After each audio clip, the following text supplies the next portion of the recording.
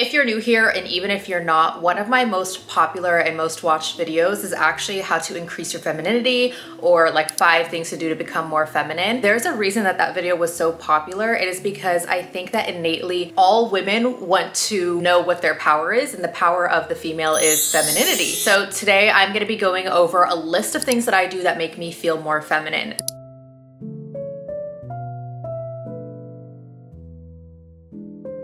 Now, when I am talking about femininity, I'm talking about the energy of the feminine. Being feminine is not what people like to stereotype it as like trad wife, only be a housewife. Like, that does not define femininity. You are feminine because you are a female, period. It is your divine right, which is actually my first thing that makes me feel more feminine, is realizing that being a feminine spirit and having feminine energy is literally my right. No one can take it away from you, and it is something that you are entitled to. It is all about whether or not you choose to connect to your feminine energy. In this world, I talk about this in my previous video, we are drawn so many different places. We don't get to exert the ultimate feminine energy. We don't get to connect with it because we are not taught to, one, unless you have an amazing mother who understands and lives in her divine feminine. And a lot of the world has us doing things that we don't get to enjoy our feminine energy, and we don't get the pleasure of leaning into it. So in these videos, I really just want to make it very clear that I am not talking about some kind of feminine stereotype where you're like, oh my gosh, these videos don't actually apply to me because it's about wear skirts and lipstick. It's not as simple as that. And just to expand on that even more, being feminine is an energy, so it is not directly tied to a skirt, a shirt, a perfume. Like, putting on those things will not make you more feminine. It might help you lean into the energy in which you feel is your feminine. Like, for me, the more I lean into my feminine energy within myself, I find myself expressing myself in wanting to change the way that I present myself, wanting to change the way that I talk. And that is because inside of me, I've changed. So my external, I want to align with my internal. And it looks different for every single person. So being really feminine doesn't mean you have to wear the skirt and you have to wear the dress. But I think that when you really start to get into your feminine, which is so strong, there's also like a softness to it. And I think self-expression, people are just naturally drawn to expressing themselves in a softer way as well. The second thing that I do that has helped me to be more feminine is not being a man hater. I know right now it is like trendy and fun to hate men and to be man haters, and women are the ultimate humans and we are amazing in so many ways. We have our strengths, they have their strengths. But I will never be a man hater, period, because I date men. And as a straight woman, and maybe this only applies to straight women, how can I hate something that I'm ultimately going to end up with? And I think this has to also do a lot with the law of attraction. If you are constantly saying that you hate men, they don't serve you, they're good for nothing, you will attract good for nothing, non-serving men. We also have to believe that there are amazing men on this earth who had amazing fathers and great parents who taught them how to live or took it upon themselves to really understand and connect with their masculine in a healthy way. So I think like this trend of like hating every single man and doing all, I try to stay away from it. I can acknowledge that this society has bred a lot of men who are in their feminine more than a lot of the women are. But I also in the same breath have to believe that if I'm gonna end up with a man, how is it serving me to hate all of them? How is it serving me to talk down to them? I think the best thing that we can do as a society is start changing the way that we interact with these men. If you are a woman who hates men, but then you give the worst men your attention, you are feeding into this. You are literally requiring the bare minimum from men to be with them. This is also the thing, is we as women, we can only change ourselves and we can only control what we do. So we have to start putting up blockages to men who are self-serving and do not help us and do not support us and do not love us. So if you are laying up with that man and he calls you every once in a while and you go and you hang out with him, you are feeding into this epidemic of not good men because you're not requiring anything of him. I think if we as females, since this is the only thing that we can do, start raising our standards and start engaging with men only when they show up as the men that we need them to, men are going to have to start to change because they will literally not have access to any great women. They will not have access to being with women when they're not acting accordingly. I even think about this, like think about celebrities, especially male celebrities, how easy it is for them to access women, you know, take women out, sleep with women. That is a problem on the woman's side because you've given them that access. Access can't be given unless it's granted by somebody. We are the ones who are accepting this energy. So part of my feminine journey has been not accepting bare minimum energy, and I think that's going to be a chain effect. If we all start raising our vibration and we all stop accepting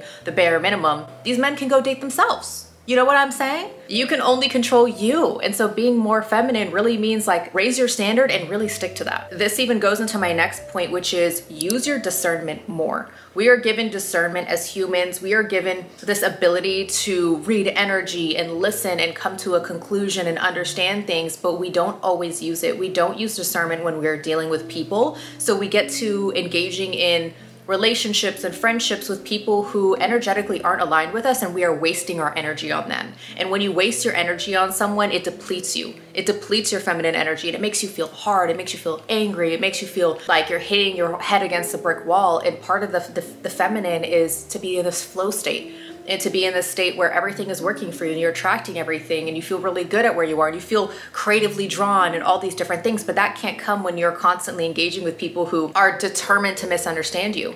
This is what I mean by use discernment. If you are having a disagreement or an argument, or you're hanging out with this friend and it feels like a constant battle, like it feels like every time you say something, they don't listen, they don't hear you, they're not understanding, you're not using your discernment to think, maybe this person isn't energetically matched with me, and maybe what I'm saying isn't making sense to them, so why am I wasting my breath? Start using your discernment to understand who you will and won't engage with, and that will literally help you to take back that energy that you're wasting, literally wasting talking to people who are determined to misunderstand you. This is such a big one. It does not mean cut people off or be hard or be mean. It simply means if you see someone and you can already read that they are mentally incapable of engaging with you in the level or the way that you want to engage with them, don't waste your breath. It's as simple as if they want to tail off in an argument, you just stop responding. It's as simple if there's a text exchange, you just ignore it. It's as simple as if they reach out to you and you already know the kind of person that they are and they haven't shown you any kind of change, you do not respond. That is how you protect your feminine energy, and that has helped me feel so much more feminine, and not in a way where I'm cutting people off, but in a way where I respect myself too much to engage.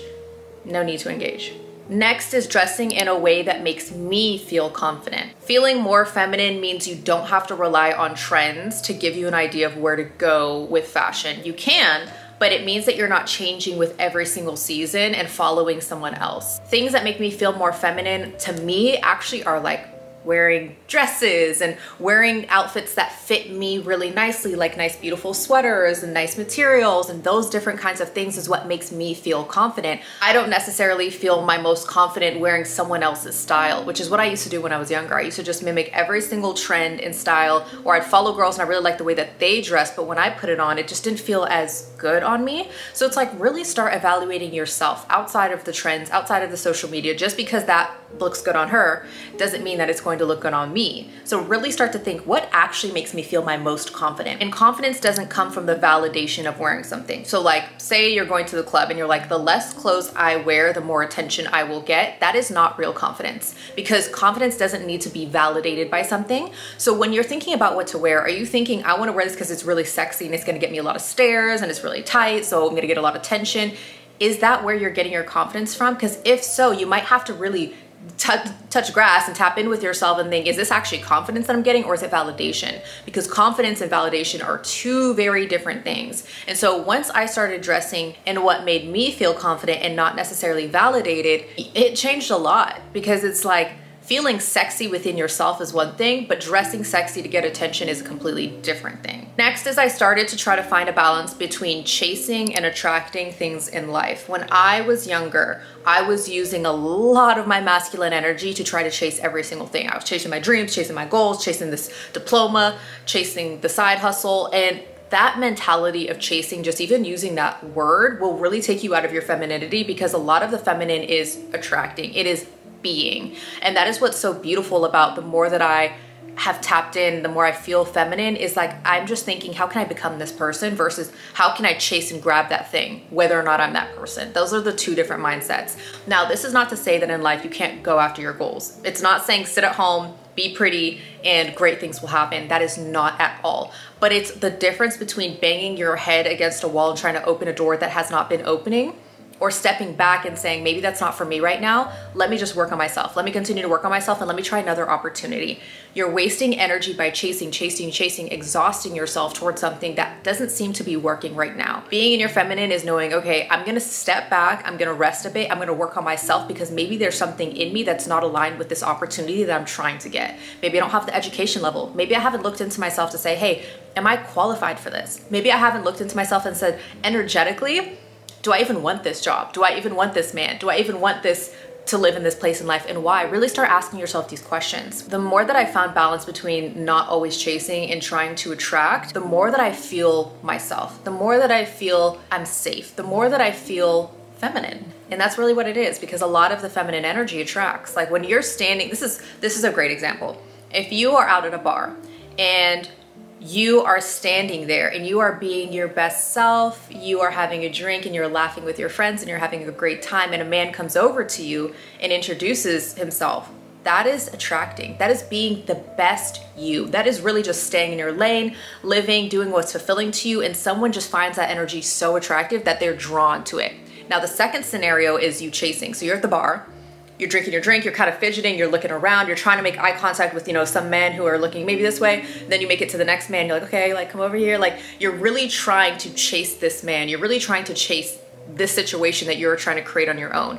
And instead it kind of makes you look thirsty. Instead this man's like, why is she staring me down? Like, why is it that every time I look over to the bar, I find this woman looking at me? And some people might be a little scared of that energy, and some people might be like, oh yeah, she's down tonight, and be attracted to you for the wrong reasons. So attracting by being yourself versus chasing, sometimes if you're chasing, you might get the thing that you're looking for, but it might be the wrong scenario. That was a lot. That was a lot to explain, but I'm like, wow, it just like something went off in my head when explaining that situation. I'm like, you can chase all you want. You might catch exactly what you want, but it might not actually be what you need. The next one is letting my actions speak for me and not always my words. So I find that as I've grown into my best self is that my actions are more powerful than the things that come out of my mouth. And while watch your tongue, because it is very strong, the example of this that I would use is that if someone is crossing a boundary and you're continuously telling them, hey, this really hurts my feelings when you're doing this, or hey, I don't like when you do this, and they keep doing it, they're listening to your words, but they're not watching your actions because your actions aren't in line with what you're saying. So what I found is that if my actions are not in line with what I'm actually thinking, the words mean nothing. So stop telling people how to treat you. Like anyone who comes on and has to tell a man, I'm high value, this is how I deserve to be treated, this is how I expect it, you should do X, Y, Z. You're not showing him. He doesn't believe that. He's listening to your words, but if he didn't even come up with that thought himself, then there's something in the actions that you're doing or that you're saying or the way that you present that aren't in line with that. Because we shouldn't have to tell people how to treat us. They should know by the energy, by the things that we do, by the way we take care of ourselves, by the boundaries. Those are all actions. And so I started letting my actions speak louder than my words. I stopped telling people how to treat me and I just showed them. You give bare minimum energy, I don't respond. You don't show up the way I need you to, I don't reach out again. I'm somewhere in public, I'm minding my own business, I'm doing my own thing, and you encroach into my space, I take a step back. I look at you crazy. There are no words that need to come out of my mouth.